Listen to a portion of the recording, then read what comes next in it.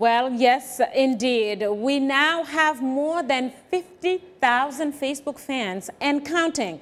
In the past few weeks, we received more than 10,000 new Facebook fans, and it's reflected in the tremendous feedback in our STA inbox to this week's question.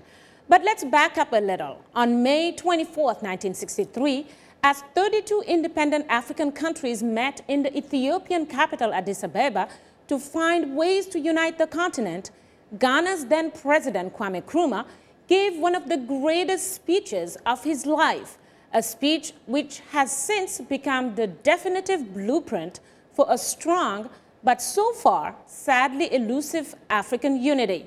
Therefore, our question of this week asked, as the African Union prepares to commemorate 50 years of existence, is African unity a myth or reality? Well, we'll go right to your answers and begin with a comment from Adam Haruna from Ghana, who writes, "It will only be a reality when all African leaders start seeing the importance of the continent above their own individual interest." Another comment comes from Cecilia Chamwasa from Malawi, who says, "African unity will never be achieved in the presence of corruption. It's up to us to achieve African unity by fighting and eliminating corruption. As of now, African unity remains a myth."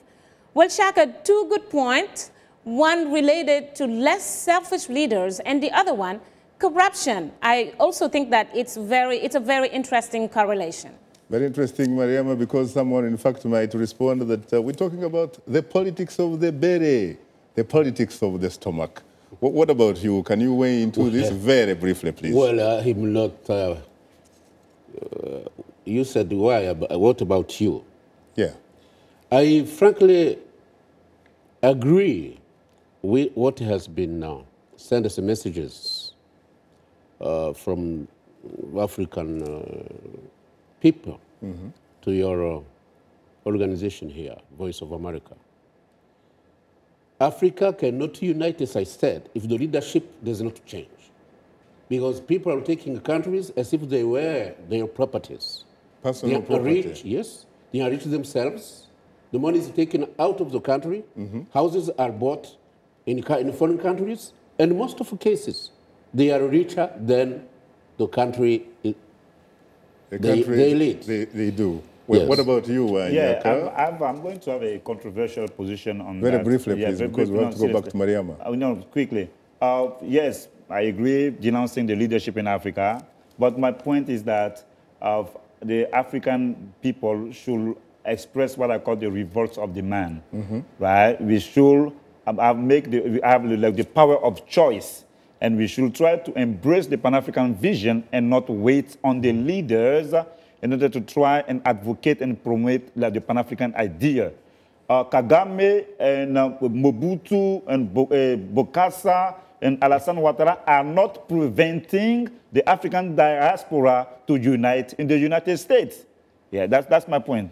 Take it away again, Mariama. But Nyaka, that's the African diaspora, and my quick question back to you is that Africans do look up to their leaders. When you have a president, you're looking up to them. So if they don't give you a good example, then who do you follow? I think that's the point that some of these viewers and listeners are trying to bring up about their leaders. Can I respond quickly? Absolutely. Oh, yeah, of course, we know that, right? Like I said, we know what our people are doing, but now each of us, right, we need to make a commitment to try and advance the Pan-African vision, right? And then it's up to us. If we organize, we're strong enough, leaders can come from a united global African diaspora to advance the common vision. This is what I'm saying. And I'm totally with you. Of course, everybody has to do their part, and I think that's what you're trying to say. It. Well, we have more feedback, so let's move on to a posting from Kitso Bantu, who writes, "The idea of African unity is really a process of trust, because at the end of the day, African unity is deeply rooted in economics, where there will be winners and losers. So African unity is not a myth. It's simply a struggle that has not politically positioned itself."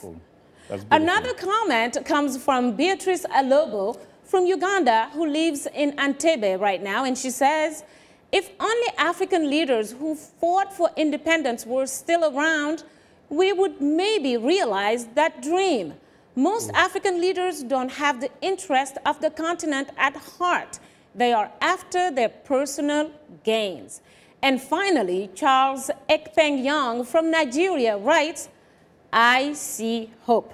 Well, Shaka, this time less criticism, but I heard something new in nostalgia of some of the freedom fighters, the leaders who took us to independence.